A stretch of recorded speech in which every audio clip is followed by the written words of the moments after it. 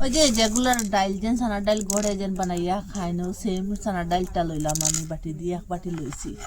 এখন এটারে আমি জল দিয়ে ধুইয়া পরিষ্কার করে নিলাম, একটু জল দিলাম,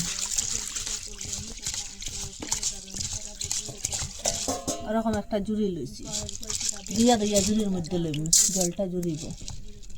এটার মধ্যে ময়লা ওয়লা তাহলে এটা যাইব জলদি ধুইলে, গড়ে বানাইলে পরিষ্কার করিয়া বানাইলে। এখন বড় দেখি একটা তালি লইলাম, এই তালির মধ্যে এখন এটা সাইডে দিকে চিত্রাইয়া দিন ওরকম করিয়া।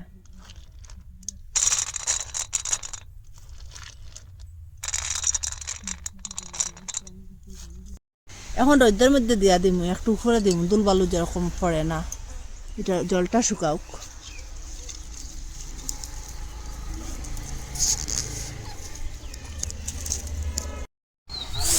পুরা একদিন শুকাইছি, এটা খুব সুন্দর শুকাইছে চানার ডালটা।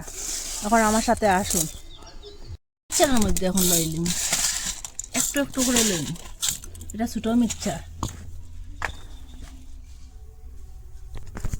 আগে থেকে একটা শুকনো লঙ্কা গরম করে রাখলাম, এটা দিলাম, আর এখানে জিরা দিন, জিরাটা গরম করছি না। এখন মিক্সারে কুটিলেই একটা তালি লইছি, তালি একটা চালনি লইছি, আর মিক্সারের মধ্যে লইয়া ওরকম কুটি লিছি বেসনটা। এখন একটু চাউলাইলিম, যেটা দানার বাবিটা চালুনের মধ্যে রয়ে যাব।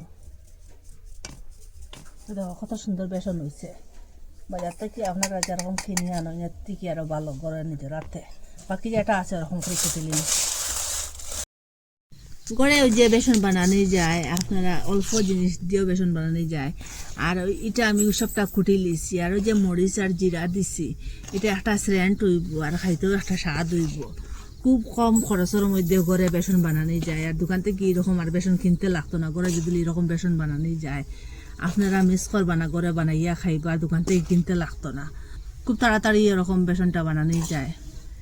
আপনারা কই থেকে দেখরা, ভালো লাগলে লাইক কমেন্ট শেয়ার সাবস্ক্রাইব করবা। আর আজকের ভিডিও এখানে শেষ, নতুন একটা ভিডিও নিয়ে ফিরে আসবো বন্ধুরা।